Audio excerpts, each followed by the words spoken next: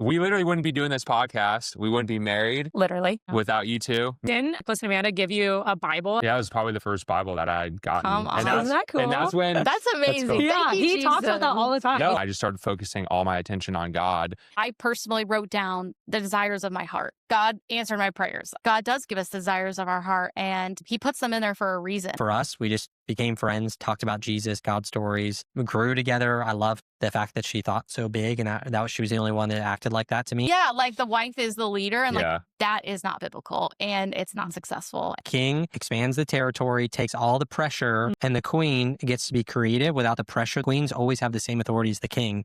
Welcome to the Marriage and Miracles podcast. I'm Janelle. And I'm Frankie. We're here to talk about all things dating, marriage, and living for Jesus, While believing for big miracles and refusing to settle in any area of life. keeping it honest and a lot of fun along the way. This is the Marriage and Miracles podcast. Let's get into the show. Hello and welcome. My name is Janelle and Lynnae, and I'm here with my husband, Frankie Vignone. And We've got some incredible guests with us. We literally wouldn't be doing this podcast. We wouldn't be married literally, without you two, Nicholas and Amanda Bayerle. I can't say enough good things about you two, and just want to honor you guys because you introduced us. And we're going to get into that story because it's a pretty fun story that we've told from our perspective, but we want to hear it from your perspective. But before we start going down too far, I want to give you guys a proper intro.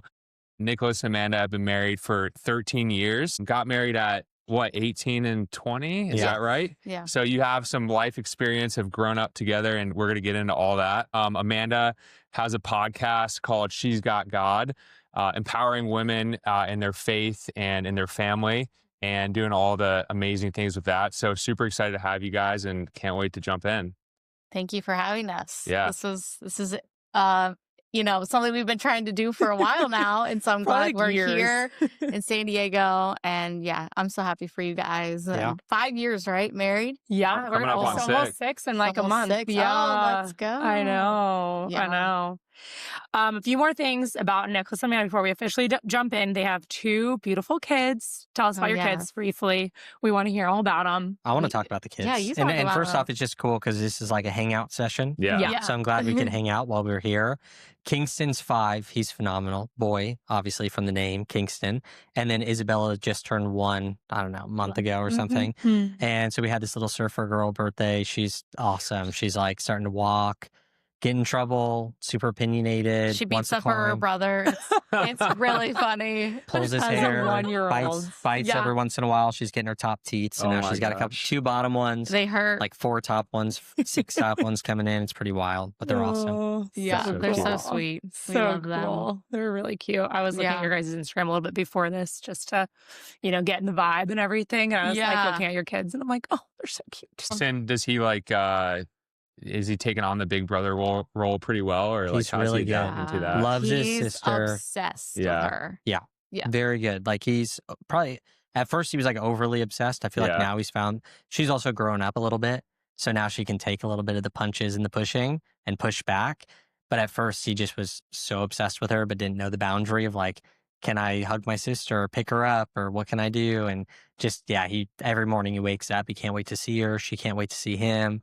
She's like banging on his door. That's- He comes out. He doesn't hug me. He hugs her. Oh my And gosh. kisses her. And He's he like, says, Mom, you're dead he to me." goes, Mom, when I'm 20, me and Isabella are going to move to San Diego on the beach, and we're going to get a house, and we're Oh. not getting married, either of us. We're going to live together. Oh my Oh. gosh, it's so It's cute. really cute. You used to do that with Austin, I your was gonna say, brother. my brother and I are 1 year apart. And we actually used to want to get married when we were 2 and 3. We didn't know you couldn't do that. So That's what Kingston said. we'd be like, we're going to get married. And my mom would be like, no, honey, like you Yeah. guys can't get married. We'd be like, why? Like so sad, like yeah. devastated. Yeah. So you guys are close still? Yeah. Yeah, he was actually calling me right before we started recording. Oh, that's so yeah, hilarious. we're still Yeah. close. He lives on the East Coast. So we don't get to see each other like as much as we'd Yeah. like. But yeah, we're still really close. That's awesome. I mean, I'm glad I didn't marry him. You know what I mean? Yeah. But like, Yeah, me Not too. Kentucky. We always make that Kentucky. joke. Sorry, Kentucky listeners, if you're out there. Sorry if you're married to your brother and you're listening to this show. No, not sorry to them, but sorry to Kentucky. Yeah. That's not a dating tip. Do not Do marry not your marry. brother or sister. I was gonna say diving right Speaking of into dating it. tips. Yeah. Amanda will ask you first. What is your number one piece of dating advice for Christian singles? Christian singles. I think the number one piece of advice would be to fall more in love with Jesus and stop chasing the person, and really just chase God, because at the end of the day, there's really a million people like you could marry. Like, you know what I mean? Like you could still be like, oh, I can marry this person. I can marry that person. Like, are they your, everything on your list, But really at the end of the day, like how your relationship will work out is your relationship with God and putting him first and getting your needs met first from God and being filled up. Because if you try to get all your identity from the other person, like it's just never going to work out.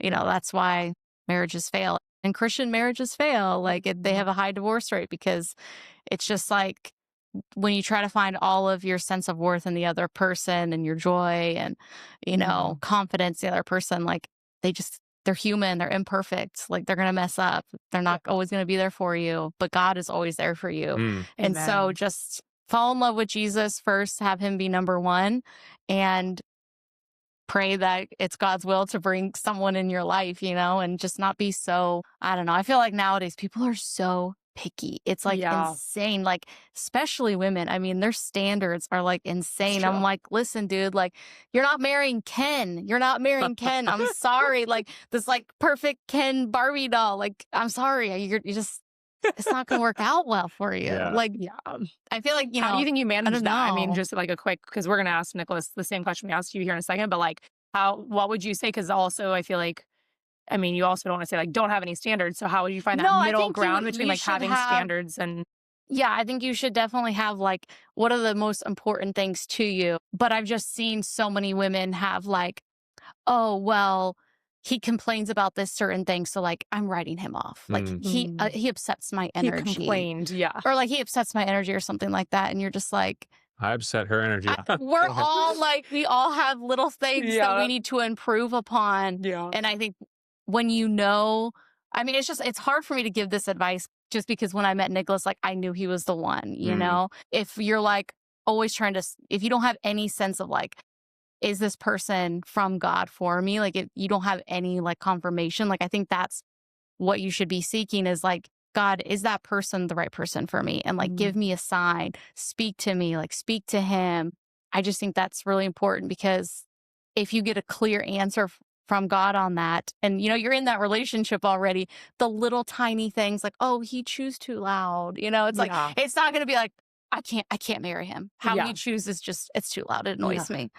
I just think it's a little petty. Yeah. It's true. Frankie thinks I chew too loud sometimes. I do. But we're still married. That's like the opposite of normal, so that's interesting. Yeah, I don't know. It bugs the crap out of me. So particular. He needs like noise-canceling headphones. Oh, why do you like bite the fork? Don't your teeth hurt when you bite the fork? I got like aggressively biting. I don't know. I don't realize I'm doing it, but... Anyway, no. Yeah. Okay, you still want to love ask her. Nicholas? There's so many other good qualities. I know, but it is. Yeah, there's a lot to unpack there about because you can talk to people and you're like just chase God, and then they meet somebody, and then some people are like, how do you know if they're the right person or not? I guess it's being around community and God. Yeah, I think you have chemistry, but then you have other people in your life. Like we sought counsel when we were dating. Exactly. And other people saw it. Like my parents knew before 100%. I even knew that we were going to get married. They was always like, Mr. San Diego. And so we just like had this connection, and then like pastors and counselors and stuff like that. Because you guys were in community, in the church, like around godly people. Yeah. I think a lot of times people will, when they start dating somebody, if it's unhealthy, they'll just like go isolate and just be with that person. Yeah, so like a good point to that is like, if you're afraid right now, like you're thinking like that you like someone or maybe you're dating them, and the thought of bringing them up to like the people that you're close to or your mentors or people with wisdom is scary because you're scared that they're going to disapprove is probably already a good little red flag. Yeah. Because I see this with ideas or business in general that people will like not seek counsel because they're like, oh, no, this investing, right? Even like, I have this great idea, I'm going to start this business, but I don't want to tell people because I don't want them to like poop on it. and then tell me not to do it. So because I'm going to hide it, I'm just going to do it because I'm just like so emotional about it that I don't want to leave this emotional excitement. I'm like, if you're that scared to give it to people that are really smart and get their opinion, then it probably is a red flag already. So to your point, like the isolation, or if you feel like you're isolating or you're afraid to say, hey, what do you think about this? I'm dating this girl or this guy, and you're scared to bring it to counsel. Not that counsel is going to always have all the context or tell you what you want to hear, and they're all going to say this is amazing. Maybe they give you big pushback and it gives you a good thing to reflect on, and you continue to push into that relationship, and then maybe they change. Because there's times where they're going to give you pushback and be like, oh, you shouldn't be worrying about that right now. They don't, not without context, not all great wisdom from people is going to be like that contextual. So if you just go, hey, what do you think about this? They may say, I don't know, like, doesn't sound like a good idea. But if you really lay it out for them and give them the tools to be able to give you great advice, I think that's important as well. Yeah. Because sometimes, my business ventures, like I think about business and relationship very closely, just because the way that you'd go to a mentor and ask them about it. Not every time did a mentor tell me the things that I wanted to hear. And not all the times they were right, but I always got like a little bit of reality check where I was able to go back and be like, maybe I should check this out about this business opportunity or about this relationship. I probably should ask these questions and get more clarity, right? Like, do they want to have kids? Do they not want to have kids? Do they want to travel? Do they not want to travel? Do they want to build a business? Do they not want to build a business? Oh, I don't want to ask those because it can mess up the relationship. It's like, well, even if those things are like kind of shaking your boat and your confidence and taking away that exciting feeling, those are great reality checks to have, because it's better to go through hard things early than later, for sure. Yeah. Definitely. Get rid of like cover hard topics earlier on. I feel like it's something I'm constantly telling women, because if you wait till you fall in love to then cover it, it's like a lot easier to just be like, oh, it's fine, but we're in love, we'll figure it out. And I think sometimes that can make it pretty tough sometimes. Yeah. I think one thing that we did really well was like, like the physical side of things. Like we built the emotional side of things, and obviously we had physical boundaries that we, did throughout our entire relationship until we got married. Yeah, I mean, I'm shocked being in like the Christian world where it is very, very few couples actually stay pure until they get married. And why does that matter? Yeah.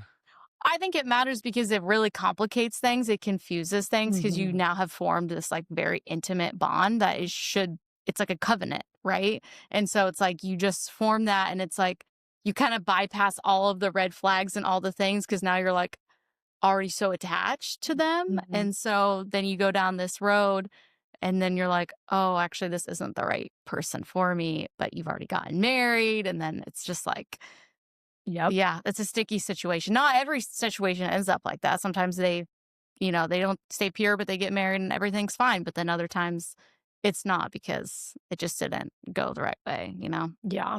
It confuses stuff. It clouds your judgment. Absolutely. Okay, Nicholas, what's your number one biggest piece of dating advice for Christian singles? Yeah, great question. So I've obviously spoken to a ton of men, more so men. Yeah, speak to the men listening right now. Hundreds and hundreds of them. And I've gotten to see tons of men get married and have kids, and like seeing you guys get married is awesome.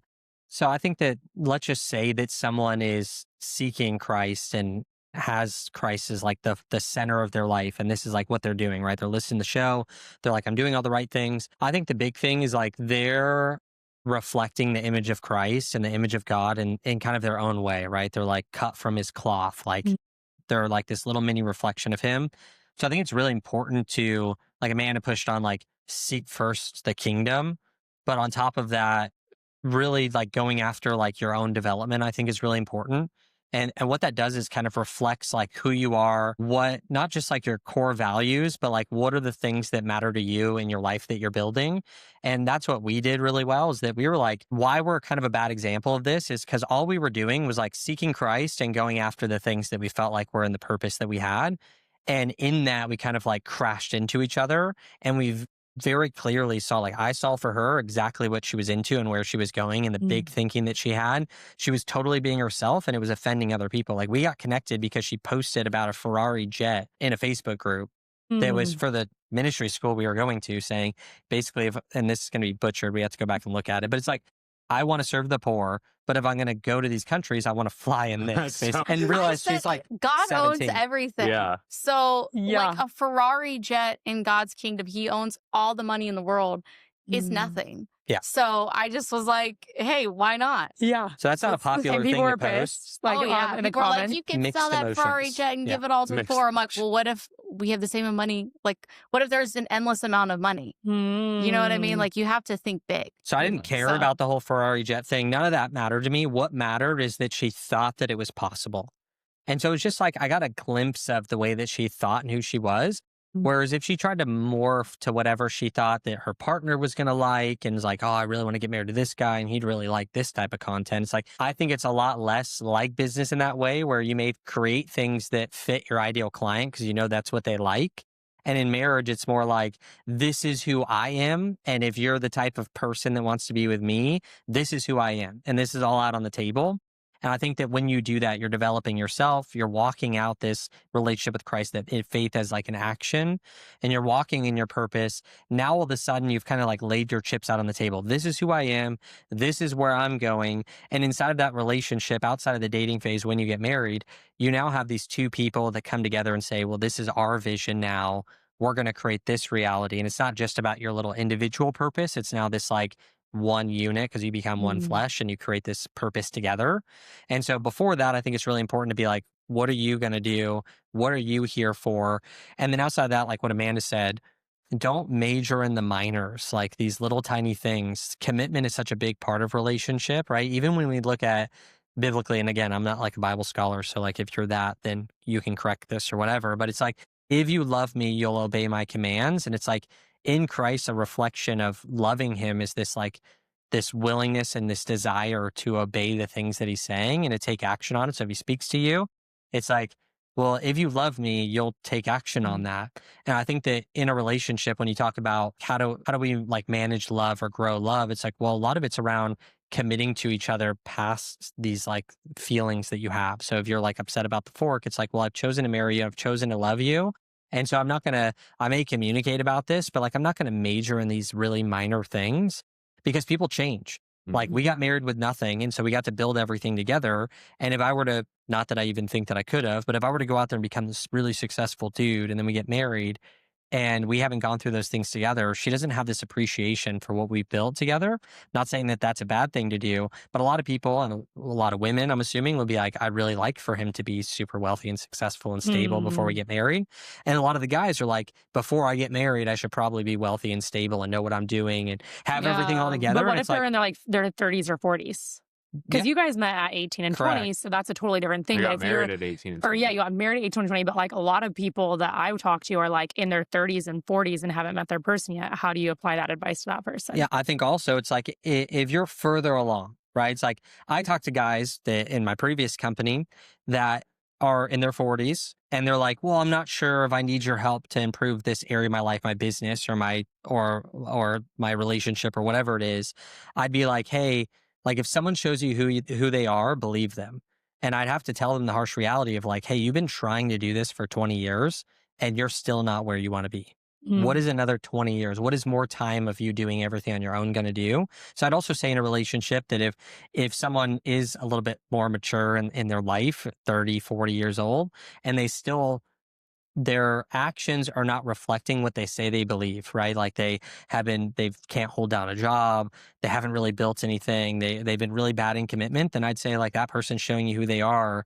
And I'd probably believe them, not based on what they say, but like the historical background of the decisions that they've made. So I think there's like a balance there with that, where if someone's 30, 40 years old, you really just have to get to know them, why something's happening. Because again, like you could be going after business until you're 50, right? Most billionaires become a billionaire after they're 50. So it's like, does all their past failures really define them? No. Well, something hit and they became a billionaire. And so it's like, you got to really know who someone is and why they're in the circumstance that they are. But I'd also say that if they've had 15 girlfriends, never been married, they're 40 years old, non-committal, then I'd also like really explore that and be like, why is that? Right? Like a little bit different than if you're 20 like we are. We didn't have anything figured out, right? But I'd also say because someone's not successful, one, is marrying a successful person really what you want? Like, is someone driven and like super wealthy? This really like doesn't have to be that way. Like you can have much more fun living in like a 1-bedroom place and like doing whatever you want. You could have a lot of fun with someone who's going to a job every single day and it creates stability and they love what they do. So I think it's also really big to get clear on the life you want. That's what we did. So before we got married, we went through like a premarital course, and a big thing was like answering these 100 questions about like the life that you want to live. And then there's like a compatibility test afterwards of like, are you growing in the direction that you want? So if you want a, 7,500 or 7,000 or 70,000 square foot compound and the other person's like, I don't care about any of that, well, then that may be a little bit of a conflict on the life. Like, I want to be home, I want to travel, I want to do this. And the other person's like, I just want to be slave to my vision and I don't care about any of that. Those are just like really big nuance to get to know and see, like, do I want to bow what I want to fit what they want? And that's fine too. You may say, I only care to live in a 1-bedroom house, but I love what they're doing and how impactful it is. And I'll bow down on that to like go after the vision that they have. So I know that doesn't really answer your question, because I'm like, yeah, if someone's 40 or 50 years old and they've had a bad track record, then I'd believe it. And I'd be like, what's changed?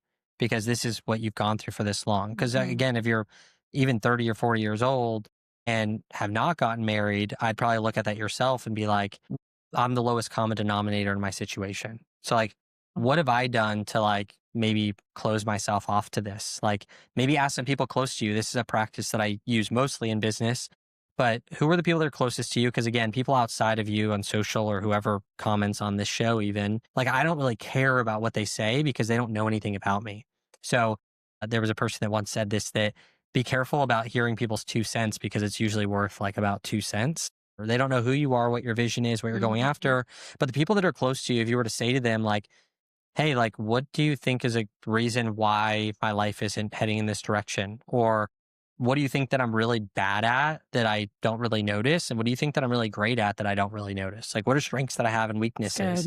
And so I remember sitting down with your family and doing that. And I already had a preconceived idea of what I wanted them to say. I want them to say I'm great at this. And if they don't say it, I'm going to be upset. And I already know some weaknesses I have. I hope they hit on this because I don't want them to hit on something that would really hurt me.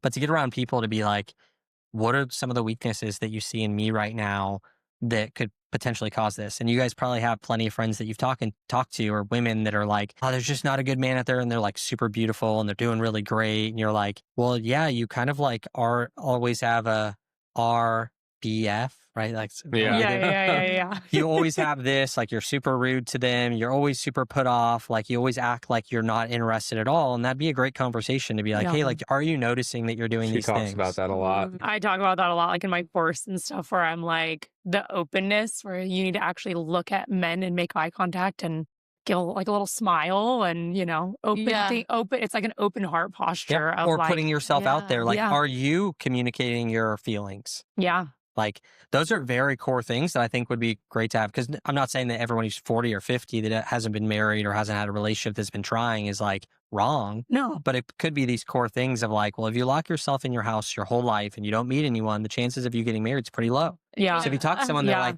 well, every opportunity you have to meet a great person, you're sabotaging it.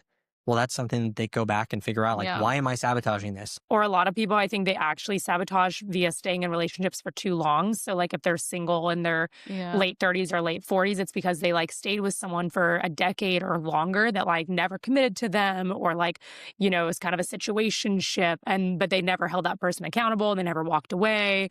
But I almost think sometimes that's also like the self-sabotage, because they stayed in it even though that person wouldn't commit and their confidence wasn't high enough to be like, hey, like, you're not putting a ring on my finger. We're not moving towards marriage. You don't have a vision for our life. I love you, but you're not for me. And that's a great thing too to talk about is like, if you're with someone that you're not going to have a future with, like you're just robbing them and yourself, right? Because like literally that perfect person or the person that you'd have a great relationship with could be like walking past you all the time. And that's like, back in the day, I used to talk a lot about like, you're only going to find the person that you want to marry in the environments that they would actually be in. So like a bar or a party or something like that, like the majority of the time is not going to be the place that you find your spouse, because your spouse, the one that you want to be this way that you think is so amazing, they're not going to associate with those places generally. So it's very difficult to be like, oh, I'm going to go out and I'm going to go, go downtown tonight and hang out with my buddies. And there's all these cute girls, or the opposite, and be like, I wonder if this would be the place. I'm like, I don't know. The person that you've described to me probably would be like, that's not where I'm going to hang out tonight. Yeah. So you got to It's be not hard when you put it that way. What I absolutely love is the girls on Instagram that are literally no clothes on their Instagram, a Bible verse in their bio. Yes, and I'm like, dude. Emoji. like, what are you trying to do right now? Like, no godly Christian man is going to be like, that's going to be my wife. Right. You know what I mean? Like, they Like, you'll get they're DMs. Yeah. He's not putting a ring on it. No, definitely not. Because all your stuff's for everyone to see. You know what I mean? Like, it's just, there's no mystery. yes. Yeah. Dude. Yeah, we were just totally open to all of that. We were like young, on mission. I personally thought that I was going to be a minister, go all over the world, and die a martyr by the time I was 30 and never get married. Like, that's what I thought. When I met Amanda, like, I was not trying to get married. I wasn't looking for a relationship. Sure, I was like out at church and I was meeting people. And so there was an opportunity for that, but I wasn't necessarily looking for it. And then I just met her and we became good friends. She liked things that I liked, not everything, right? We found out the more that we're married, how different we are. True. Same thing. That is But it's like 100% true. Christ was the center. She had big thinking. She wasn't sitting there pessimistic all the time. And I was like, these are core traits that I really care about, because being so young, we couldn't be accomplished and have everything together. Like, you're seeing now how much you're having to grow every year. Like, I've invested and she's invested in herself in all the different development areas every year. And it's like, there's always something for us to get better at. Mm-hmm. So we're never going to get married with this perfect situation that I'm healthy, I'm wealthy, I know everything about the Bible, I'm connected to Jesus in this crazy way. And also, you haven't experienced circumstance. So if you haven't had a kid, like when we had one kid, it was different than when we had two kids. And it puts a whole different environment that you have to like relearn who you are, what you care about, what your foundation is.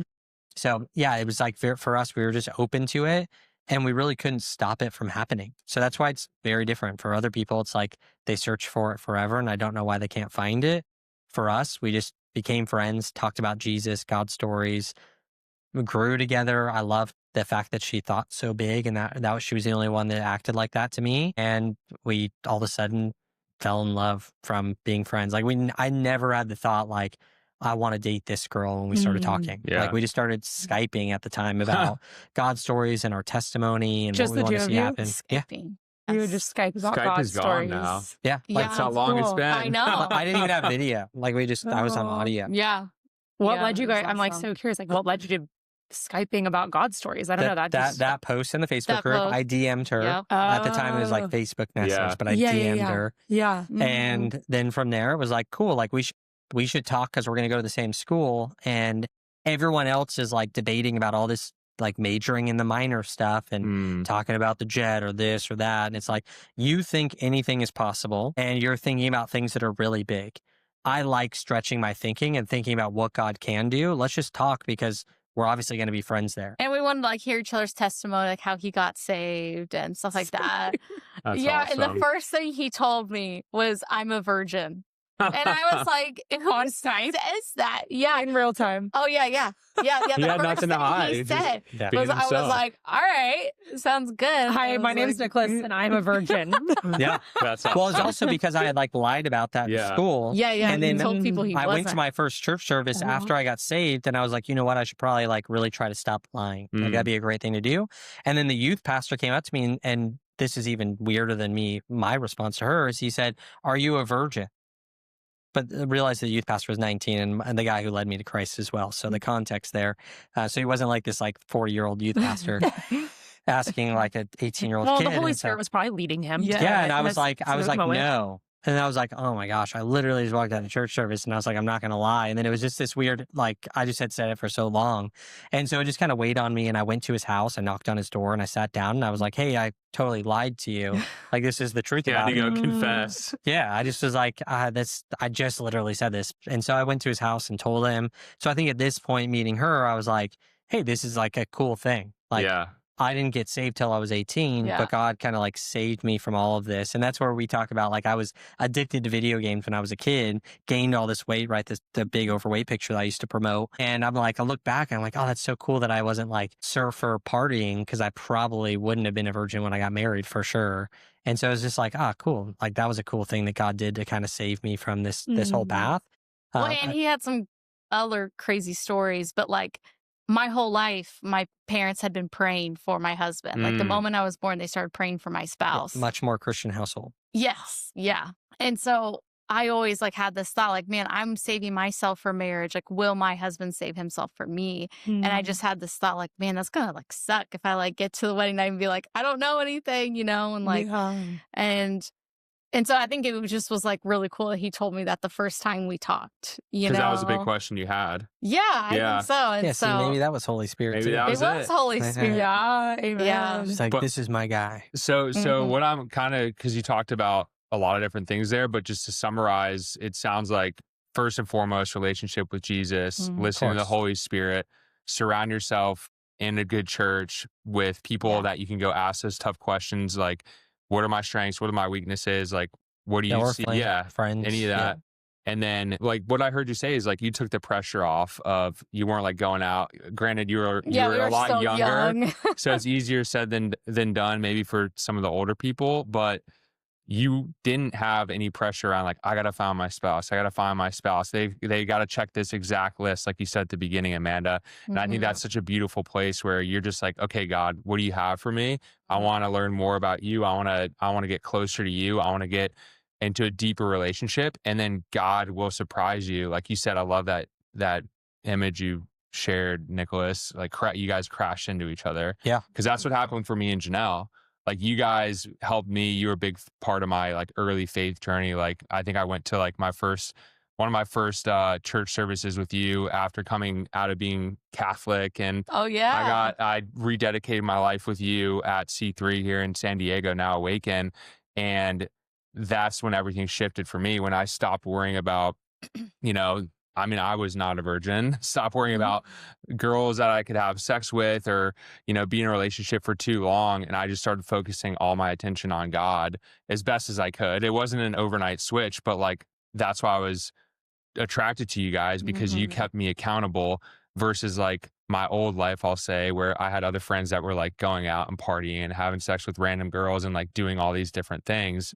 So I would say for anybody who's listening, like, go surround yourself with a group of people that are going to hold you accountable, get you closer to God versus further away from God. And like, you'll be surprised what he can do. And God like busts blueprints, but those are like great blueprints. It's like, have wise counsel around you, be in community with really, really good people, seek the kingdom first, and then be on mission with what like relentlessly pursue how you can continue to get better and grow. Yeah. Like those are, I think, really core things.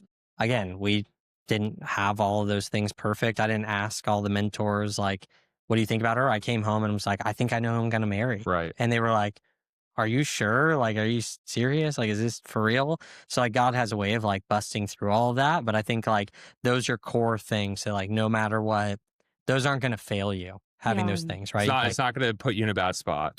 No, put it that putting way. in a bad spot is seclusion, hanging out with the wrong people, choosing the wrong people, deviating right off of attraction from what your core values are. There's a ton of people that like, they're dating someone who's not a Christian. And I'm like, okay, like everyone's talked to you about this a million times. Like, that may work out, or they may get saved later and like that. And you guys might end up getting married, but it's just like, is a core thing for you that they're a Christian and like you get into the relationship that way. And that way you're not unequally yoked, but also at the same time, it's like their lack of belief. And then that's who you're going to be closest to, is kind of like creating this push and pull where you're not able to grow together.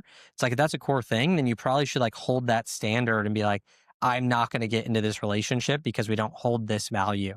And I think people get so distracted with that stuff. So dating's an interesting thing. And then I would say like, I'm not a big believer in like dating long, like takes time. Like you talked about one thing in sales. What's the thing that we know? If you need them, they'll never want you. And if you don't need them, then they'll always want you and be attracted. And I guess in dating, this would be like play hard to get, right? Yeah. But like, I'm not saying play hard to get. It's just like, have the abundance mentality that like, if you meet enough people and you're living your life, there's going to be that right fit. Someone who's like, I really like who this guy or gal are, who they are. See, I don't even know how to say girl because I talk to guys so much. Yeah. This guy or gal, this chick. I like this lady. chick. She's really cool.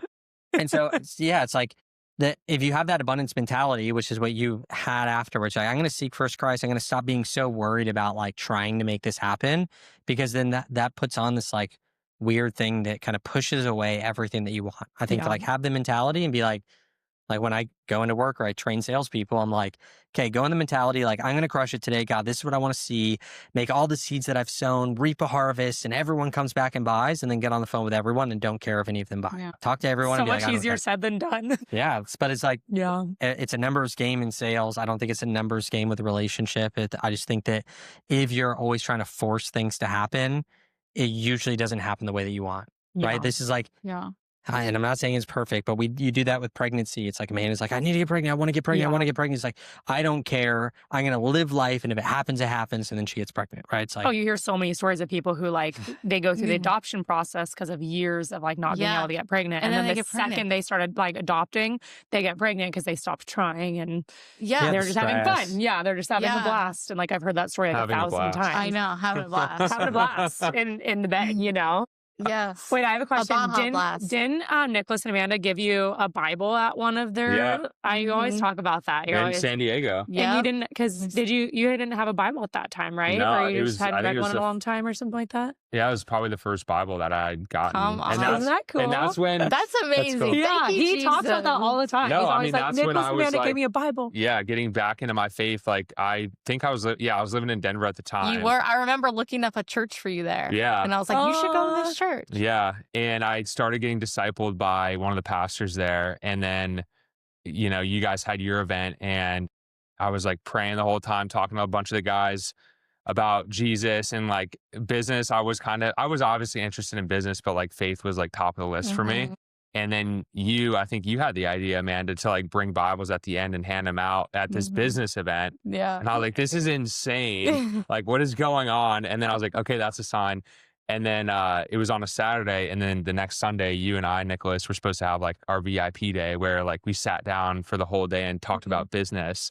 But I was like, I don't want to talk about business. I want to talk about God.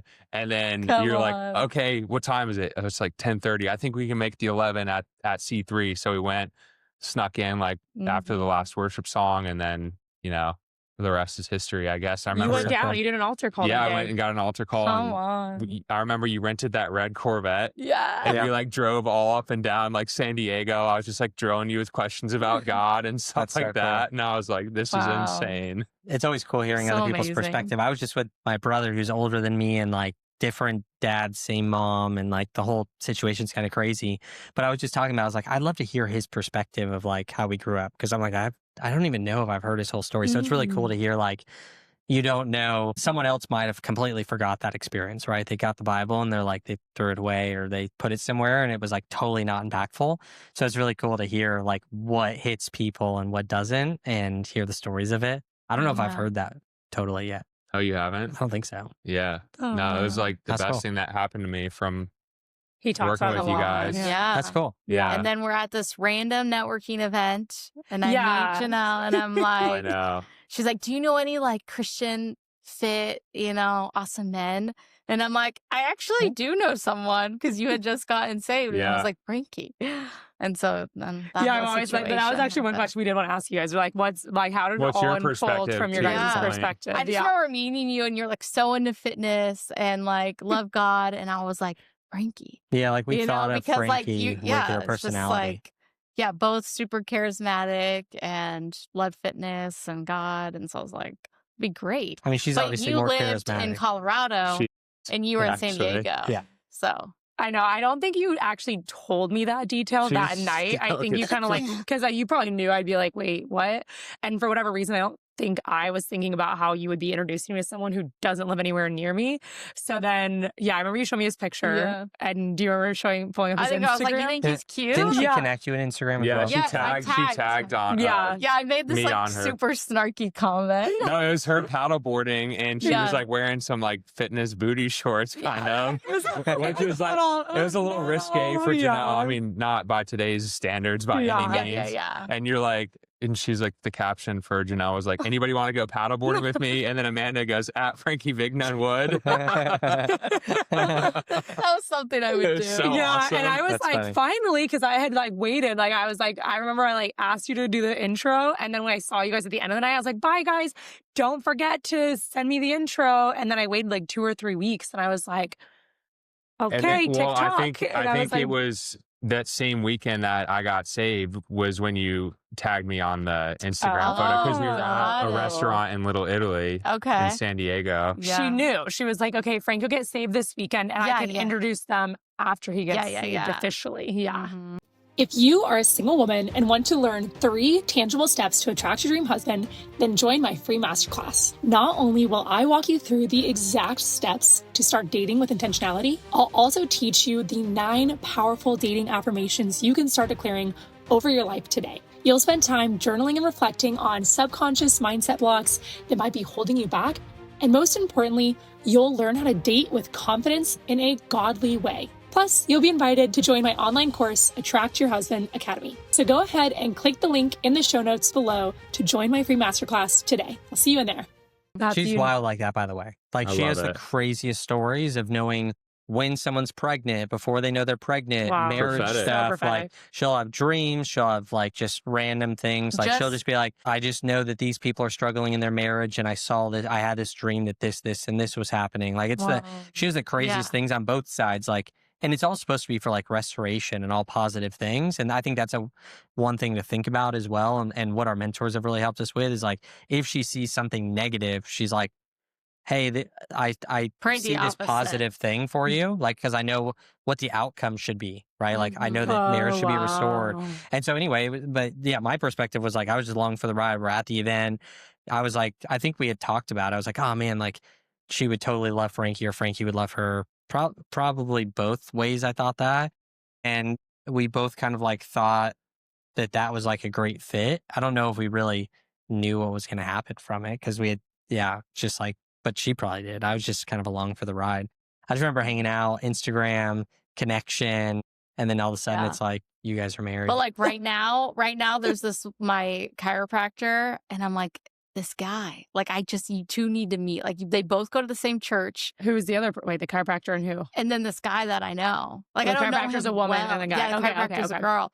And like, she really wants to get married, and this guy's divorced. And I'm just like, I just feel like you two need to meet and everything. Like, I just have this sense. And wait, how many marriages have you, do you know? Like, I mean, obviously there's us, but are there others that? There's gotta be. There's like other like relationships. I don't know if marriages, like friendships and stuff like that. I don't know. I don't know if it's been like direct, but there's been like, obviously, even with the Brotherhood, like stuff. A lot. Yeah. Like so when I first started the Brotherhood, and like the first event that you went to. Wait, quickly say what the Brotherhood is for people that don't know. Yeah, so I ran a first non-Christian, because I thought I didn't want Christians. I thought maybe a church could help Christians more. And probably like this show is more of like a newer trend, right? Before it was like you can't just have a show about talking to Christians. And so for me, it was like a business group of men that wanted to prosper at the time in health, wealth, and relationships. But it first started like fitness. And then I was like, I love business, and like that's more of what I'd like to go into. But I lost 60 pounds, so I thought I could only help people lose weight. And then I was like, we were running that first event, and Alex Ramosi at the time actually told me, he's like, dude, your network, like the people you know, like if people could get access to a group where they could get access to your network and come in and learn, this would be huge. So I launched the Brotherhood in 2017. You're actually the first member to ever join. Almost you wasn't. The first member? Almost wasn't for a second. I didn't. That's for another day. Story. That's for a whole different story. But so Frankie was the very first one. He joined before we even launched it. He was like, I'll be the first one. Yeah. Because he came from the health coaching. Yeah, it came from the health coaching, and he didn't even want to.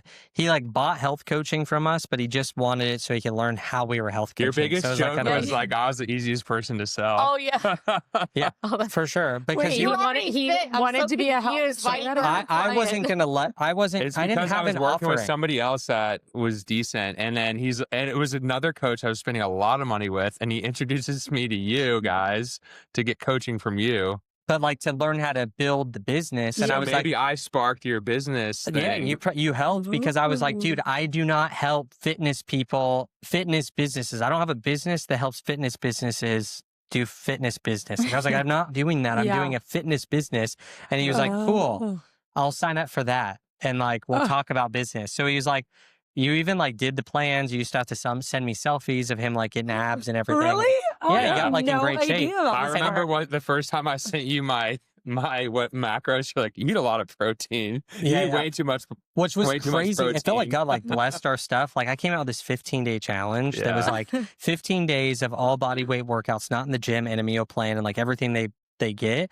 And literally, I've never done anything. I've never done anything even personally that like for some reason got me to lose that much body fat that fast. They're all under 20 minutes. We should do it. I know. We need to do it again. Let's send it to us. Like, let's all do it together. I don't sell it anymore. Nothing. If you don't have it. It's so It was funny like so. too. Plus, people were losing like 9 pounds in 15 days. Wow. And it was like getting shredded. under 20 minutes a day of workouts. Amazing. It was the weirdest thing ever. Like we had these crazy ideas. We're like, all right, we're gonna do like these macros these days, and they're gonna go higher fat for 3 days and like less carbs, and then go right back to this. You really didn't know what you were doing? No, like no.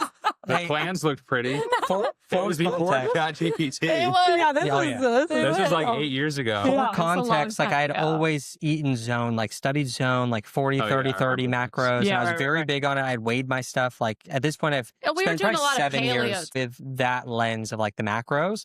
But Amanda would really feel like we need to shift this and eat the same calories, but change where the macros are coming from for these days. So I was like, doing something different or whatever. And I don't know if it's the meals or the workouts, but like for some reason, I even remember just going like, dude, I have this video of me after doing the 15-day challenge, and I was so lean. I was like, dude, I don't even know what happened to me. Like I was like, I do these workouts every day for less than 20 minutes, and like that was it. So it was very weird. That's incredible. But anyway, for the Brotherhood, it was a group of guys. It was like a business mastermind for men. That could be a way for people to meet their spouse, lose some weight. Yeah. True. Hey, and maybe the men listening too can also lose weight. We're talking about the men. We're not talking about the women. We're not talking about the women here. Women, like, you look great no matter what. I think women freak out way more about their health than the way that they look than they really need to. And guys probably don't think about it enough, besides like the top fitness people. Yeah. But like guys will be like, I'm doing all my stuff, like whatever.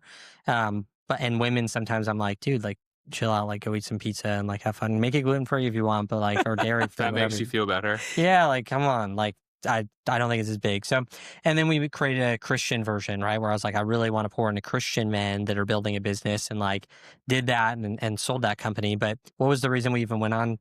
I think you said brotherhood. So I was like, what's the brotherhood for people that don't know what it is? So yeah, we sold it this year, February. Yeah, congratulations, Thank guys. you. Yeah. And then I retired. So now I'm a stay-at-home mom. Wow. Yeah, but you're podcasting. Podcasting, she's content in. It'll continue to grow. It'll continue to grow. It's just like starting out right now. Every do it when I season's can. different, right? Like we have a 1-year-old and a 5-year-old. And when you have a 1-year-old, you project out in the future that your life is always going to be the same as it is with a 1-year-old. Right. And then obviously when they're get older, like when Kingston was 3, 4, he's completely different. Like doesn't need our attention as much. He can play on his own, walk around the house on his own. Mm-hmm. You can leave him in his bedroom playing, and you don't have to be like, is he okay? Is he is he putting marbles in his mouth? Is he diving into the toilet? Like, what is he doing? Is he gonna die? And then now I have another 1-year-old, and it's like, it's tougher for Amanda to be able to push out the content, but it's like being consistent with it. And that season won't always be the same. But it is very common that you like project out that our season's going to be the exact same forever, and it's just not it's true. true though, because I'm thinking about your guys' story, and I know you know pretty well, and I think about like the different seasons of your life where I think when you guys first got married, Amanda, didn't you have a fitness business and you were like the face of it, and like Nicholas was like kind of behind the scenes? Well, because he was cleaning carpets. Yeah. And then it flip-flopped where like Nicholas, you became the face of it, and you were like kind of doing the meal plans and the operations. Yes.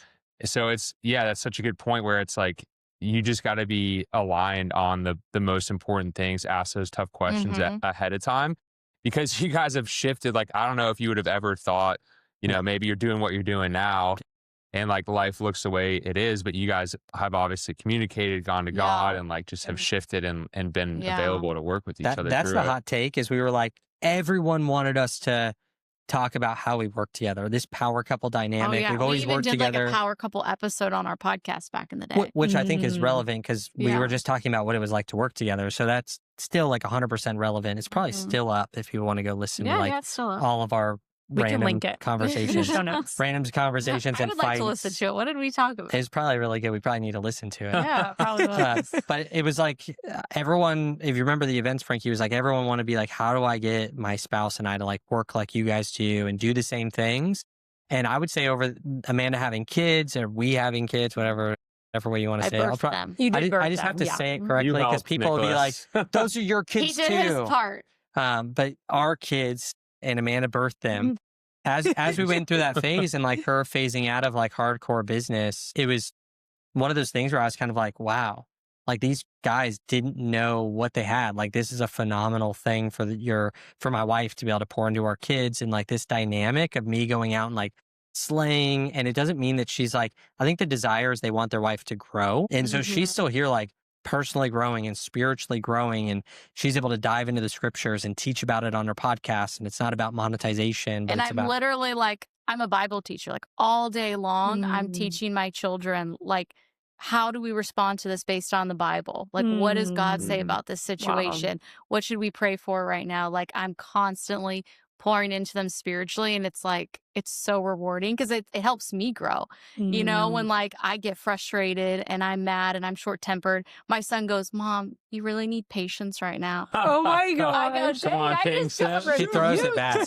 Yeah, he throws it back. He does, and it's amazing. I'm like, what I'm saying is working. You're getting it. Yeah. Wow. That's how you know. Yeah, I'm so grateful. Yeah, so it's nice to have that. I think even while talking about that, it's like, I think what really they want is like to grow together. And so the husband and wife. And so for the guys that are like, I want to work together, I want my wife to go after something. It's like, we think that growth is only around entrepreneurship. And Amanda could have thought that, like, oh, I've been slaying it for so long. Like, she's spoken in front of 5,000 people. Like, she's spoken on all these other stages as well. And it's like, will I be this powerhouse that's growing and valuable? And like, if you get your value through the work that you're doing, that could be a scary thing. And I haven't seen any like lack of growth. Like, she's the same exact person. She's just not working in the business every single day. And it made me reflect. I was just like, wow, these guys don't understand like how good that is. And now I'd probably preach like the opposite and be like, no, like, it's actually really cool to have this dynamic. And I think kids really throw something into it as well. It's like, if she wanted to run the pace that we were doing before, that would mean that our kids are with someone else for 50 hours a week, and we're not the core person pouring into them. And that wasn't that fun. But I think it's also really cool for people to know, like, the source of growth isn't just like entrepreneurship, business growth. Like, that's not the only form of growth is revenue and dollars.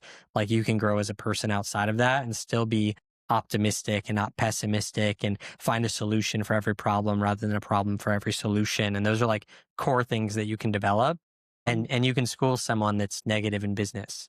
Even if you're not running a company and doing all this stuff. So, and Amanda, I'm curious for you, like, did you ever think that you would be a stay-at-home mom, or like, was that always a desire of your heart? Was it never a desire of your heart? Yeah, I think that was definitely my desire. I think I always thought, like, why am I working so hard in entrepreneurship was so that I can stay home with my kids, so I can be fully present with them. And we waited a little while to have kids. Like, we were married 7 years. So it was like, we were just like grinding it out, as much as we could, so that when we did want to have kids, we could be there for them. I did not think I would homeschool. That was something I said I would never do, because my mom homeschooled us. And I just was like, I'm not a teacher. Like, that's not my gift. I can't do it. But I think for my son, like, that, we do like a hybrid homeschool with him. And it's perfect, because he's only 5.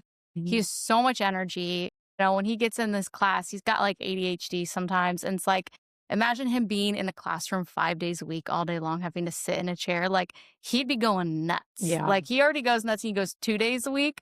So, like, we homeschool 2 days a week. He goes to school 2 days a week. And it works out. And it's so cool to see, like, I'm teaching him how to read. Like, we do our little things every day and teaching him how to write. And it's super difficult. I'm not going to say it's easy, but it's fun and it's rewarding. And I don't know if I'll homeschool forever, but right now I am, and I'm enjoying it. That's cool. Yeah. So and that's how one did thing. your guys' marriage change after you had kids? Since you had 7 years of marriage prior to kids, Yeah. now you've had 5 years of marriage with kids. What changed? I think the biggest changes for me were more so my internal changes than like a dynamic of our life, right? We also had a kid when it was COVID, and then Isabella was obviously born way after COVID, but with Kingston it was COVID. So it was this real random time of everyone being inside. It was like the perfect time to have a kid. It was so awesome. Yeah, it was. It was like we didn't have to do anything. We were just working from home and no one could meet up, and we're just like enjoying time with the little one. But obviously, like, the travel changes, like how you go on date night changes. You got to be much more intentional with the things that you do. You got to plan it a lot better. You're not going to take, you may not go on the same type of trips. You need bigger rooms when you go places. So there's like all this logistical stuff that doesn't really matter. But on the personal side for me, it started with Kingston and then just enhanced with Isabella, is that I just lost this desire to want to be really known. So like before, I would go do the events and I'd do my own events and speak at these other people's events. And I just love the fact of being able to like have people come up to me, because I don't naturally love meeting new people. So I'm like, if I speak on stage, people will come to me and I can meet them. And then if there's something I can help with, like I love being able to, and I would say like after having kids, like I just lost this, I had to find a new motivation for doing this stuff, because it wasn't around like feeling important. I just didn't care about like feeling important or wanting to do things to be seen. And I feel like that was something that I had that I used in a positive way, right? My only motivation was to be valuable to people and like share with things that could help them. And I got this great feeling of feeling like I helped them and I was connected to their story in some way. So I very much so over the years have had to just like shift my motivation. And then even with Amanda, the shift of her leaving the company, it was like, we got started in business because we didn't want to be apart from each other. Yeah. So like, okay, well, if she's going to stop doing the business, this was part of the reason why we phased out King's Brotherhood and sold it, was like, I love doing that with her. So I had to find and like rediscover what my motivation was again. So there's a lot of internal changes where like, I just don't care as much about being known, having the network, and like being the face of all these things, and like being important, and like jumping on a trend or being popular. And that was really weird. Okay, so Amanda, what's your answer to that question, which was how has marriage changed for you since having children? I think what he was talking about with pressure doesn't create weakness, it exposes it. And I think someone told me having a child is like having a bomb go off in your marriage. And I was like, whoa, okay, that's interesting. Good analogy or no? It's an analogy. But I think like if you don't have a firm foundation, then yes, it does shake stuff. And I think you guys have to stay aligned and work together and to grow and to navigate this other person now in your family. And so I think I feel like we did really well with 1. It wasn't that difficult. I think 2 in this last year is like, it's harder just because when one child is down to sleep, like now I'm spending time with the other child and spending quality time with him. And then I'm putting him down and then I'm like, I'm going to bed. I'm so tired, you know? And so it's just like that quality time is not the same. So it's just it's a different season that we're in right now.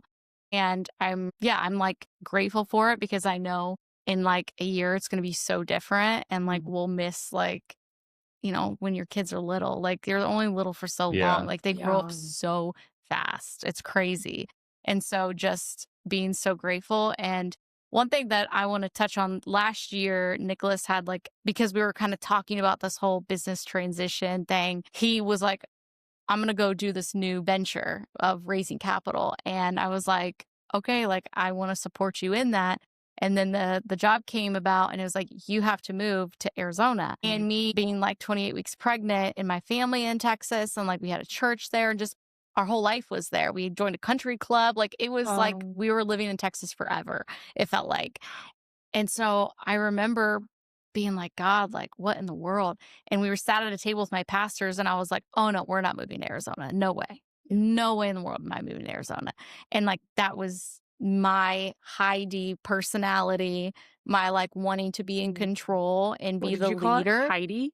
Heidi, like the disc. Personality. Okay. My high girl on a mountain with a sheep. Yeah, sorry. Sorry, D Heidi. personality. High dominance, because we're both high Ds. So I think we are too, right? Yeah. so that can like cause some clash. And I was like, I have to submit to my husband. Like I heard that from God, and it is in the Bible to submit to our husbands. And so I think we as women, our life is so much better when we submit to them instead of fighting them.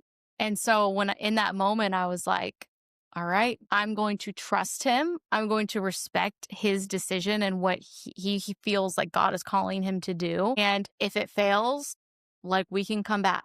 Yeah. But I need to submit to this. And it's been such a blessing because now I got an amazing house. I said, God, if you're going to move me to Arizona, I want this specific house. And gave us an amazing home. And, you know, Nicholas is pursuing an amazing business venture. And, you know, I love being with my kids every day. So it's like, I get to like have fun every day with them. Like, I'm just going to be like, oh, what park are we going to? What are we going to do this? Let's do that. Like, it's just fun, you know, like, yes, it's hard work. I'm like taking care of the house and all of this stuff, but I'm very grateful. And so I think just a takeaway is I wish I learned that earlier in my marriage was submission to him. And instead of being like, we're both equal, like we both are equal, but like he is the head of our family. And I think when you have kids, it makes it more of a reality of like, I need to listen and respect him and like what he says goes, because now I'm teaching my children to honor and respect him, because if I don't, they're not going to.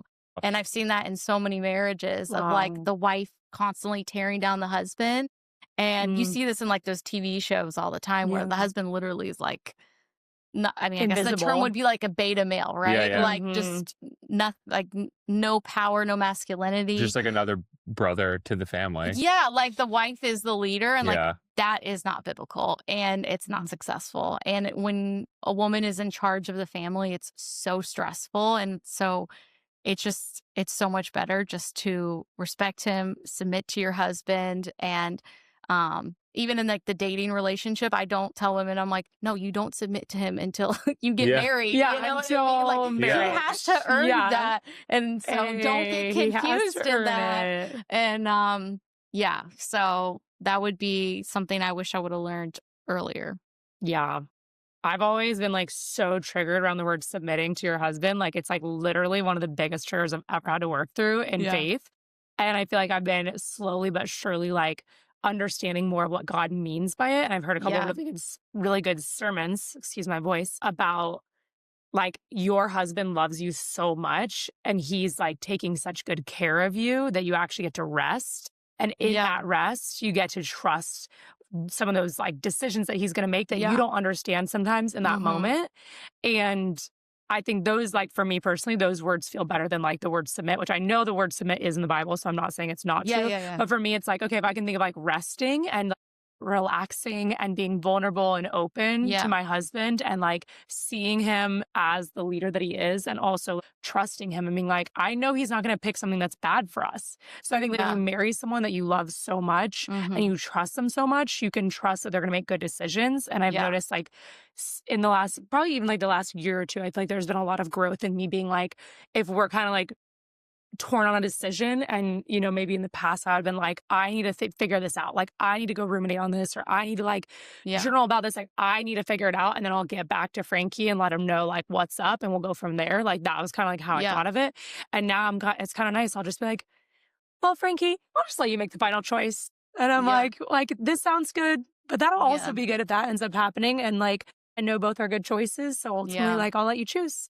And it's not easy to do, but it's been like so restful and like it really does take the pressure off of me. And like I thought I wanted that pressure, you know, I think being kind of this strong, independent woman naturally, I thought I enjoyed that level of pressure. But in reality, I didn't enjoy that level of pressure. It was actually like it was making me a more high-strung version of myself that I actually didn't ever want to become. And so like resting in that and then allowing Frankie to step up more and make more of those decisions and feel like he's respected in that way. Like, I feel like it's helped our marriage so much. And again, it's not, I feel like I'm some like weakling that just, whatever you say, I'll do whatever you want. It's like, I'm strong, he's strong. We're both strong individuals. We're both leaders. And I don't always want to have to do everything. I want to be able to rest. I want to be able to let my husband, take control a bit, that's hot actually. So and the guys want to do it and too. Guys want to and so it's like, there's like this constant learning of like strong, independent women learning to sit back a little bit. It doesn't mean you're weak. It doesn't mean that you're, well, I think independence is unbiblical. You do, in general. I do, because you are supposed to be dependent on God. Yeah. Right? That's true. And so I think like submission is a heart issue of like the trust in God. Like I think that if you have a hard time submitting even to like a church or whatever, like you just have this like, I don't want to submit to authority. Well, then you're not actually submitting to God. Like if you can't submit in this world at all, like you probably aren't submitting spiritually. So I think getting whatever wound that is from your childhood or whatever that is, like, why can I not trust God first? Because if he gave me this husband and, maybe I talk to him and I'm like, well, maybe I made the bad choice. Like maybe I didn't marry the right person. It's like, well, God can still use that situation. God is still your heavenly Father. And so he cares about you so much that he's going to make it all work out for good. And so just trusting God at such a deep level. And that's what I had to do with the move. It's like, I trust God so much that even if he made a bad decision, God's got me. Wow. You know what I mean? Good. And like, God is my provider. My husband is not my provider. Yes, God mandates him to provide for his family, but at the end of the day, God is my provider. And he's not going to let me go homeless, and with my kids and stuff. Like I know situations like that happen, but I'm just saying for me, like when you fully trust God, there's a protection. And so and that's like the stuff that she gets into on her podcast. Like when you said something else that I was like, oh my gosh, like it'd be so fun to hear you talk about all these things, because I'll see her really dive deep into these like topics. And, as a guy, sometimes, we'll joke around and be like, oh man, this is awesome. Like she read a whole book about like submission one time. And I was like, read it all you? No, she wrote it. I read a book called The Fruit of Her Hands by Nancy Wilson. Some of her stuff is a little crazy, but this one book was, it was really, really good. It opened my eyes to being like, wow, like even if he makes a poor decision or whatever, like I can trust God with it. And so that just like really, really spoke to me. So you don't think the word independent should be used for a man or a woman then? I don't think so, because we're supposed to be dependent on God. I don't want to be independent. Yeah. You know what I mean? Because we'll have to do a chat. I don't know the whole definition of independent. Because like if we can't call women independent, then we shouldn't be able to call men independent, because both of us are. Well, when you get married, married, if you're married, right. Yes, you're supposed to cling to each other when you're married. Yeah, right. As well, that's a single different. person. Like no, she I said, don't. I don't, because you're still dependent. You're dependent on God before. Yeah, and I guess like even when we think about this, like independent is like never really ends up that well anyway. Like if you truly are independent and you don't have the support group, you don't have the mentorship, right? You have these like levels of people that you're pouring into. You got people that are on your same level. You got these mentors above you. And for anyone to sit there, and I get that we're like talking about independent as like, we're not saying that they're not doing that. And it's just a word that people have used. But if we were to really sit there and be like, should we use this as like, independent, like a powerful thing? It's like, well, no, like people that are, I guess not like dependent on other people, but if I were to look at independent in general, it's like people making all the decisions on their own and not seeking counsel. It's probably like the way I think about it. Yeah. And they could be super powerful, but they're like just all of it's on them. Yeah, because I feel like everything that we've been given has been from God, right? It's like, I earned this. I'm self-made. I hate that term. It's like, no. Like God gives you the ability to create wealth. Wow. So anything that you're like, I did this, like that is pride. Totally. Wow. And so and you're glorifying yourself. Yeah. And a lot of people talk about, I'm raising independent children. And I go, no, I'm not raising independent children. I'm raising children that are dependent on God, that go to God for every solution, you know, like they don't always have to look to me like, mommy, what decision should I make? Like, no, I'm teaching my children how to hear from God for themselves so that they can go to him for answers, because I won't always be there for them. You know, who knows what happened to me, you know, one day, or I'm not. And you're a flawed human. Like you couldn't. Yeah. Like maybe I'm not at that school function and something happens and it's like, how do I deal with this situation? It's like, I want my son to be like, I'm going to go pray about it. I'm going to ask God.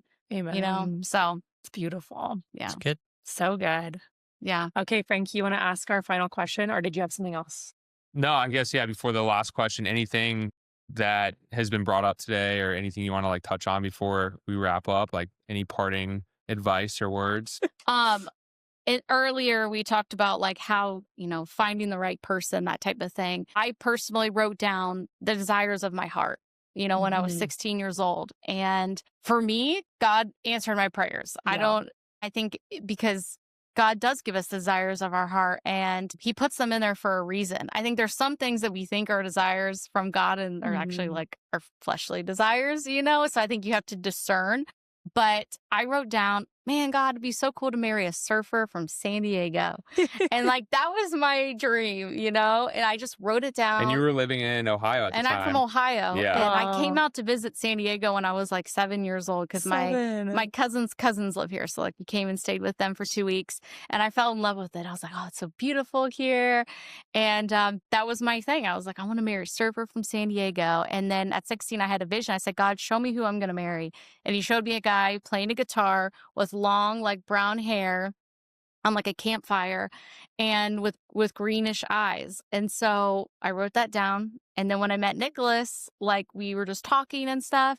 And then it dawned on me that vision that I had and that like list of things I wanted in a husband. And I was like, wait a minute. Wait, did you have long hair back then? Oh, yeah. He had super long hair. Oh. Like surfer hair. Like we had matching hair when we had pretty much the same length hair. We gotta show like a wedding photo at some point. Yeah, the wedding photo is a good one. My hair was long. Yeah, so like I was like, wait a minute, he's from San Diego. He's a surfer. Whoa. He plays the guitar. Like he's got green eyes. Like this is like so crazy. So I knew like that's my husband. And we just had this connection, you know. It wasn't like I had this vision and we had no attraction towards each other or something. Because there's some people that are like, you're my husband. God told me. And it's like, no. Yikes. God did not tell you that. You know what I mean? Right. It worked out for both of us. God spoke to us both separately that we were, you know, supposed to get married. And that's why it's like super random is that she literally remembered that vision and was like, I got to tell him.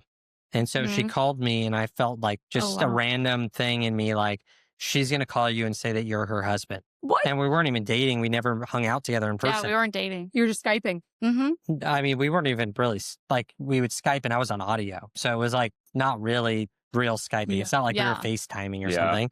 So yeah, we never like hung out in person or done anything together. And so when she dropped that on me, I was like, this is so crazy. Like, I just felt like this is what she was going to say. She just said, can I call you? And I was like, sure. And then right before the phone rang, I just had this thought.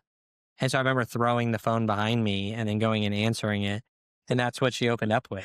And I just told her like, I already know. I'm just crazy. And then we were like, when should we start dating? Wow. Yeah. When should we? So when should we start dating? Who asked who out? Then my parents flew him out for my high school graduation. And then we spent the whole week together. We literally didn't sleep all week. Like we were just like mesmerized with each other. Yep. Yeah, we were like lovesick. We didn't even eat anything. Like it was hilarious. So yeah, he asked me to be his girlfriend. And then we were basically ready to get married. Yeah. Like when we get married. Wait, how long after that first time meeting? A year. 1 year later. Yeah. Okay. So you proposed. When did you propose? To me, 6 months. He proposed to me with no ring. Okay. So all these men out there, we know this. I know this certain couple right now. Did I really they're have no ring? amazing. Like she's got a great job. He like is making money. But he feels like I need to make more money before I can marry her. And I'm just like, no. You guys been together for 3 years. You both live like, come on. You know, one of those things where I'm like, don't pass up the opportunity to marry her because, like, and also lab diamonds are like so cheap now. So I know. This is my Amazon ring. She gets more compliments on I get a lot of that compliments. than the When real my ring I fingers are bought her. swollen, I wear this ring, and my fingers are a little swollen. And yeah, people It's like always probably like, "Oh my gosh, $10. I love your ring," and it's like $20. Could have saved a bunch of money. Exactly. I still have my same ring from like when I was 20 years old. Yeah. And it's like, I don't really we think haven't about lost it. our rings. Don't major in the minor things. Dude, We it's got like given such a good diamond. point. that is my not going to grandma. give you a good marriage. Like no matter how expensive your ring is, Focus like on the it's stuff just that matters. it does not increase success rate at all. And I that's recently like the just thing. learned that actually the marketing ploy of like it has to be 3 to 6 months of a man's income to buy a ring is actually like a marketing ploy that was done by ring diamond stores were the ones who started to say that because they wanted to make more money. Oh, See, I was too young. I didn't know any of that. That's I you guys even are so young, proposed you to her didn't on know. a prompt. Like I was going to propose to her, and then I definitely didn't want to propose at Outback Steakhouse. Well, that's good. That's Over what some happened. Bloomin' No, I did. That's what happened. I They're did. 18 and 20s, you know. Right here. Yeah, it No, wasn't no. like at Mass. Yeah, that's so cute. What's that mall called? Wait, down the road from It was here? like Mission Valley. Mission yeah. Valley Mall. And so I was down the road. at that Outback Steakhouse just getting some food, and we're going to go to the beach, and I was going to propose. But there was this number that God kept showing me, and like every time he'd show me this number, I'd look at a clock, and the number would be there. I'd look at an address, and it'd What be there. number was it? I think it was 1, 2, 3, 4. Okay. Because like I remember 1, 2, 3, 4 was it, and so I'm sitting there, and you know I'm thinking I see this number everywhere, and every time it's like God's speaking to me in some way. So I got the check, and it was probably like 1, 2, 3, 4.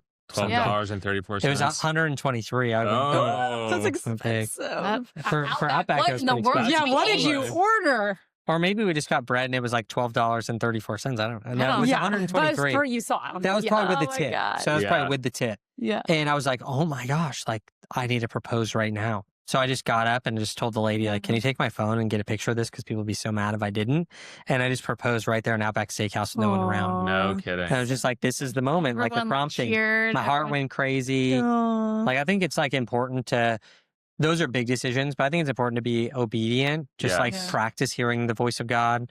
I remember walking through a grocery store. I felt like God said, go down this aisle, not down this one. So I just went down a different aisle, and I saw some guy like looking at baby food, and I walked past him and I was like, you should buy his baby food. But like, I get these thoughts all the time where I'll walk into a store and I'll feel like you should buy every single person here's groceries. And I'm like, all right, like I agree, that's a great idea, but like every time I walk into a store, like, come on. Yeah. But then it would kind of come up again as I walked further away, and I was like, all right, like this kind of had an extra little oomph on it. Like I felt it a little bit. Like I'm going to go back and just ask him, like, pick out whatever you want to buy and buy as much as you want, and like we'll buy your baby food. And so it was just like little things like that. It's more so about like, God, I want to be obedient, but I want to consistently hear you and be able to know when it's you or when I just read a great scripture and I'm like just thinking positive things. And I don't think it'd be terrible if I did that. But like at the end of the day, there's nothing that's more fulfilling. And maybe this will be my final thought. There's nothing that's more fulfilling than just hearing the voice of God and then taking action on it and being a part of what he's doing. Like that is going to be better than you becoming this massive billionaire or you having everything that you've ever wanted to experience. Just hearing a little bit about what God says and being a part of what he's doing. You'd be like, oh, I'd give all of that up just to be a little part of that, because the way that feels, hearing his voice, like man doesn't live off bread alone, but every word that comes out of the mouth of the Father. It's like that to me is like, Lord, I just want to hear. Even if it's here, it's like, Lord, just give me something that I'm like, I could hear a little bit about what you want to do on the show and I could be a part of it. Yeah. Because that's more fulfilling to me and gives me more nutrients than like any of the outcome or the success. Totally. Yeah. It's so Wait, good. so what? So you go to I'm still in the grocery store. I just bought him everything. Did he freak out? Did he cry? Was it like, did he? I don't even think it was that big of a deal. Oh, Like, okay. and I think he was like really stunned. Like he was like, wow. I was just why upset would he you didn't buy get me this more. baby He was like food? modest with it. He like put stuff in and I was like, bro, Keep like, going. like Come by the on, way, man. like I just told you to just get whatever you want. Like just buy whatever. So he just like put like 6 packets in and stuff. Aw. But yeah, like we do this thing, like I have this practice that I've done since like 2016. And it's if someone says I like something that you have, I just ask them if they want it. And if they say they want it, then I give it to them. And so all the time. He has basically one watch left because he's given away all I his don't buy watches. expensive watches. He's not wearing a watch. I'm not wearing a watch at all. He's not wearing a watch. Not wearing a watch. Don't have an expensive one because I'm not Like, ready where are yet your to give shoes? one away. He's like, I gave him away to someone. Oh. That's Yeah, like all we were the at the time. Hyatt in downtown, probably when I So met you, and I had this cool. awesome, like, I have to show you a picture of this sweater. We'll like clip it. It was cool. It was like a lightning bolt, nice sweater. This is when I was like, Conor McGregor's sweaters look so sick, right? Like when he was coming out. And Conor's crazy now, but like at the time I was like, dude, this guy looks ripped in a sweater. Like I want a sweater like that. And so I'm at the Hyatt, and you're like at the Hyatt in downtown, homeless people can't like come up to you while you're parked right in front of it. Well, this guy comes up, knocks on my door, and was like, dude, I love that sweater. And I was like, do you want it? And he was like, yeah. So we're on our way to date night. She's in the Hyatt grabbing something. No. I come out, take off my shirt, and I have to put on like a $1 billion body or $1 billion brother at the time shirt. And Amanda comes out and was like, we're going to dinner. Like, where's your sweater? And I was like, I just gave it away to this homeless guy.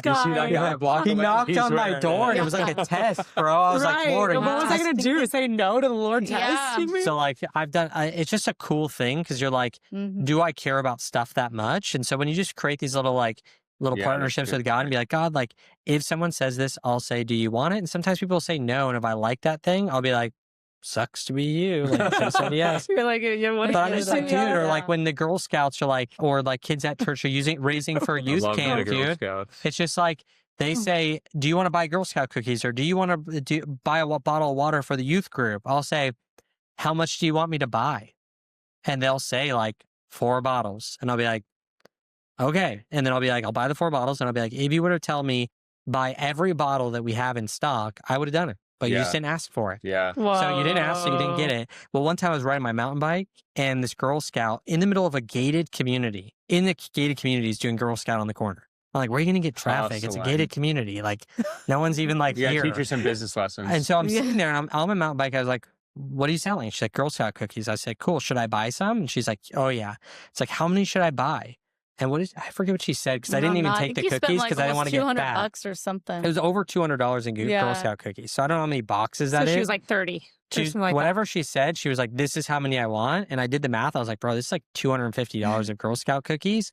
I was like, I would never buy that many because I will eat them all. Yeah. So I was like, you keep all the Girl Scout cookies and I'll Venmo you all the money because I obviously didn't have a wallet when I was mountain biking. And the mom was like so confused. Like, what are you doing? And I'm like, she was actually smart. She asked for it. Whereas her mom was like upset. Yeah. Honey, whoa, like, don't be an idiot. Don't make us look bad. Like, you asked for so much. And I was like, how else are you going to get anything out of life, right? There's a quote that's like, whatever you ask of life, you'll get it. Yeah. But I think it's at the same time, it's like, you got to be a little bit bold. And I've had to be careful with Kingston with this because like, I'll want to. I bet. I'll try to stifle him. We'll go to Pokemon card shows, which is way too much for everyone, but I'll do it fast. Pokemon card shows, he'll go up to every vendor and be like, do you have anything for free for kids? He does that. It's amazing. And so he'll walk away with sometimes like $50 or $100 or $200 worth of stuff in a show. And so at first I was like, dude, you don't have to say yes to Kingston. Come on, like you got to buy stuff. You can't ask every vendor for stuff for free. And I was just like, they can say no. Yeah. Like it's their bad boundaries if they feel like they have to give a kid something. Yeah. So I'm just like, dude, this kid's bold. And he's going up to everyone like, what do you have for free for kids? You have any stuff for kids that are like under 6 years old that are just getting into Pokemon and like, you know, to encourage them? And just like, he just goes for it. And I'm like, yeah, you're asking, so you're getting it. I'm not asking, so I'm not getting it. I'm afraid that I'll be asking too much of someone. And it's just like, bro, that's so cool. So yeah, I think at that point, you got to think of things that you could do with God, but at the same time, if you're younger, especially, or you have kids, like teach them to ask. Because if you don't ask, you don't get it. The girl asked for $250 in Girl Scout cookies. I didn't even take inventory and I gave it to her because she asked. The kids at the youth group trying to be nice, 4 bottles of water. Could you do it? That's $4. I was like, bro, like I would have loved to pay like $2,000 in water bottles. That'd have been sick. I would have had so much water, first off. Hydrated for life. It wasn't even spring water. I was very upset about that. It's like the cheap $1 bottles. Yeah. I love it. Man. Good. All right. Okay. What's your last question. So you kind of already started to touch on it, but what miracles are showing up in your life lately? How is God working in the miraculous? Could be anything. It could be whatever comes to mind. Yeah, I feel like someone listening to this needs to know that they can trust God as their Heavenly Father, that He is a good Father. I think so many people distort their view of God because of their earthly father not loving them, you know, as the way that God loves us. And so healing that and realizing how much of a good father He really is. And obviously you have to read the Bible to really understand who Jesus is and how good of a father God is. And so this happened a year and a half ago. when I went 14 months of infertility, had a miscarriage, and I was so mad at God, and I knew in my head that God was good, but I didn't know in my heart. There was this, because of that pain, because of that miscarriage, I felt like I couldn't trust God. And so I had this wall built up in my heart. And so I was on an airplane and I was listening to this song called He Restores Everything by a guy named Rick Pino and Abby Gamboa. And I just fell under, the Holy Spirit just fell on me. And I was in an aisle seat. So I'm weeping hysterically. People are walking up and down the aisle. And I'm I'm a mess, And I just was wow, God, I felt like He gave me a new heart to fully trust Him and to fully realize that He loves me and He has the best plan for my life. And I can trust Him with that. That I was if He wants me to have another child, it will happen. If not, it's okay. I trust that my life will be amazing, I'm not going to have to fixate on a certain thing. And I think women and men get into this thing of marriage. It's I want to get married so bad. I want to get married so bad. And it's even if you don't, I know so many women, so many men who go their whole life and they never got married and they're so happy and fulfilled and they love Jesus and they're impacting so many people. And just to trust God with it and to fully give it to Him, because He is a good Father and He has the best plan for our life. It's not my will, but His will. And I had to surrender that to Him. It's I'm laying down my will. And if it's your will, God, that's what I want. I don't want my will anymore. And so that's what happened a year and a half ago. And I feel like it just wrecked me. And then, 2 weeks later, I got pregnant with my daughter. So it's just I had to go through that hard lesson. And so I'm sometimes we go through hard times in our life because God's trying to teach us something. And so the sooner we can learn it, obviously the better. So hopefully that helps someone out there. It's beautiful. That's so good. Yeah, thank you. That is really good. We did do a podcast on the miracles of our relationship, which is kind of you can hear that it's a wonky story and totally unbelievable. And I wouldn't believe it if I was listening. And it's almost tough to relate because of how God just moved in these different areas, even though obviously your guys' story is wonky and kind of not fair. That's one thing. I know, right? Fair. I think someone said, is it the word fair? I think even the word fair isn't even there's not a Hebrew word for it. Something like that, whether it's fair. But for me, it's I was thinking about it because anything that I do, even yesterday, a mutual friend of ours was you should try out this cafe. And so yesterday I went there and I ended up running into a kid that was working behind the bar that was went to my high school. And I was man, this is so crazy. I would never go to this cafe, but I chose to go, and I chose to go on a day when he was working, and I got to see him. And I'm God, I love those little moments where you just kind of know oh wow, God, if I didn't do this perfectly, I wouldn't have ended up here. And it helps you kind of think back to the times where things are happening very inconveniently. And then it lands you in the right spot at the right time. And you're I probably shouldn't have complained my whole way to the perfect spot where it should be. But the one for me is around how we live in Arizona now. I had grown a business to the biggest that I'd ever grown it, doing the best that it had ever done. And God just kind of put a seed inside of me of this is where I want you to go and what I want you to build, and just kind of put a little deposit inside of me.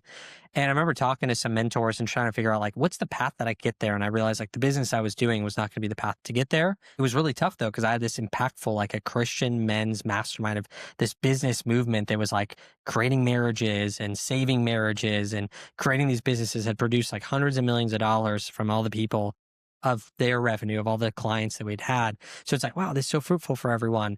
And that's what made it so hard to step away from, was I wasn't stepping away from a desk job, or I was stepping away from something that was so impactful. Yeah. It was one of our biggest months we'd ever done. It's I'm going to transition. Yeah. So I wasn't in this oh man, it's so hard. I'm no, I'm golfing 4 days a week in this country club, and I'm smashing records and everything's working out well.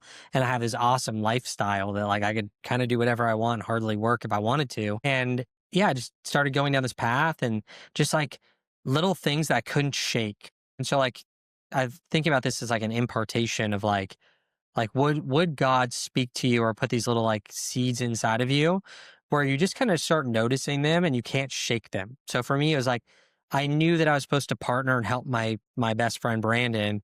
And I just was man, I want to support what he's doing, and I'll kind of sacrifice a lot of what I'm doing because I feel God's on it. And so I'm willing to like take this step and do that.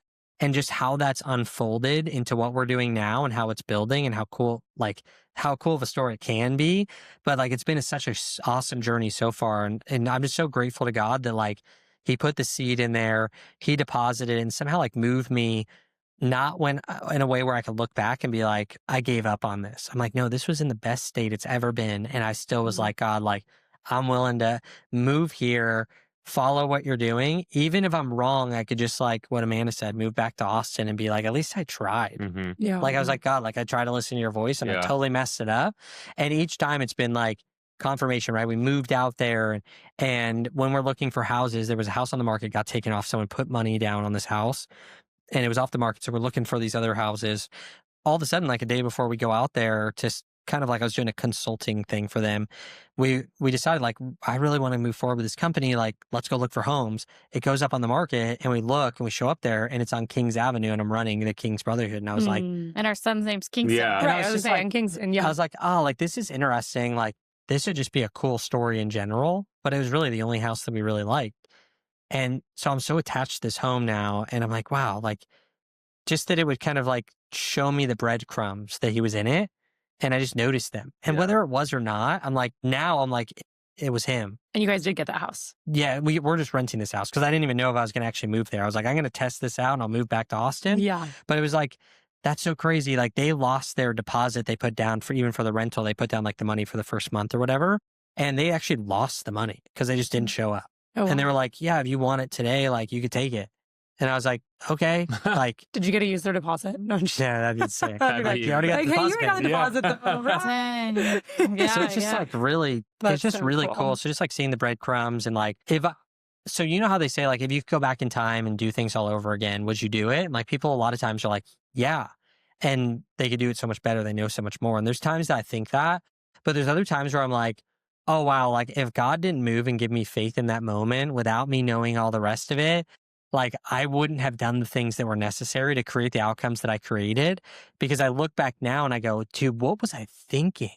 Like a lot of the things that I've done, I'm like, if I wasn't in that specific situation to just move in faith, if I go back there now, if I don't feel those same things and feel that moving of faith and that confirmation, I would have never responded the same way and done those things. I'm like, some of the decisions that I've made to say, Lord, I'm going to go forward. I'm like, that was really crazy. And I don't know if I would have made those same decisions. So yeah, people that would make those crazy decisions. And Gary Vaynerchuk always said like indecision's the biggest issue. And I know I'm quoting like non-Christian people, but these are the people that like spoke into me was like, he's like, dude, if you make a bad decision, you can change it. Yeah. Like you're going to lose by being in indecision and not making decisions. Yeah. So I'm like, I'll go to 100%. Scottsdale. Forget it. Let's move our whole family. Wife's 31 weeks pregnant when we moved. Let's do it. And like, if I made a bad decision, it's like, oopsie, at least I tried. But if I don't make it, then I'll never know what could have happened. Yeah. Well, you guys, thank you so much for being on this podcast. Thank you for having you us. guys have so much wisdom. This is a long time coming. I know. Thank you for introducing me to my husband. Yes. Best miracle you could I know. ever Please given don't us. DM me for more. I know, right? You're about Dude, to did get you see that blown up. Instagram? Yes, that's what I'm time it was like the saying. number one. I went to look at that before this podcast. I think like I want to say it was like literally like 80,000 people or something liked the comment that I said, heard about that. I need Amanda. Like I need to find my Amanda or something I'm glad like that post went viral. That's awesome. I want to have like millions of views. So one of my friends who wrote that, she was like, I've never had so many I had to turn off my Instagram notifications because my comment was getting liked. Who, Joy? Yeah, Joy had to turn off her notifications. Yeah. She's like, I felt like I was going viral because of my comment being liked about Amanda. Oh, yeah. Yeah, so that was so funny. But yeah, everyone was like, So where's now everyone's my going to Amanda? know that who Amanda is. Great. Yeah, great. Go private on your Instagram. Yeah, Right, turn it off. exactly. Matchmaking I service. mean, probably, I don't think you'll get too many DMs. You never I'm know. just kidding. They'll just start listening to your If they're podcast. smart, they should learning ask. You know? Like I would ask. That's true. listen, If you learn anything from this podcast. do you see anything for me? Yeah. Yeah. Ask. Amanda's like, please That's don't true. share. Yeah. Oh, you never know. Yeah, she's like Give out some very, prophetic very words. gifted. Amanda's Yeah. very gifted. She hears from the Lord. And even the submission thing you guys talked about, it's like she hears from the Lord so much and like we take action on it. It's just like it comes down to that whole thing with king and queen that we always talked about. King expands the territory, takes all the pressure, and the queen gets to be creative without the pressure the kingdom, but queens always have the same authority as the king. It's just the king goes out there and expands the territory and gains more authority. And so every time he takes ground or does something, you instantly rise in authority. You don't fall behind. Like everything that he does raises both of your authority. Love that. It's just, we want the women to be able to be creative and do their thing without this like massive burden of the kingdom on them the whole time. Yeah. It's like, don't carry the burden of the kingdom. Like, you're amazing. Go do the things without the whole burden, because then you get to be creative and awesome. Like, you don't have to worry about all the pressure. Yeah. And like, yeah, there's some times where I'm like, man, it'd be nice to operate without the pressure, you know? Give me $1 billion and I could be creative, baby. Let's go. Yeah, Fergie says the same thing sometimes. Hey, it's good. He's like, I'll be a stay-at-home dad. Yeah, exactly. All right. Well, Thank we you love guys. you guys. This is so Thanks for being fun. on the podcast. And thank you, everyone, for listening. Have a great rest of your day. Thanks for hanging out with us on the Marriage and Miracles podcast. Remember, put God at the center, pray with power, and never settle for less than his best. If today encouraged you, can you please do us a big favor and go leave us a quick review so that more people can find hope and faith for their own love story? We'll see you next time, and don't forget, miracles are on the way.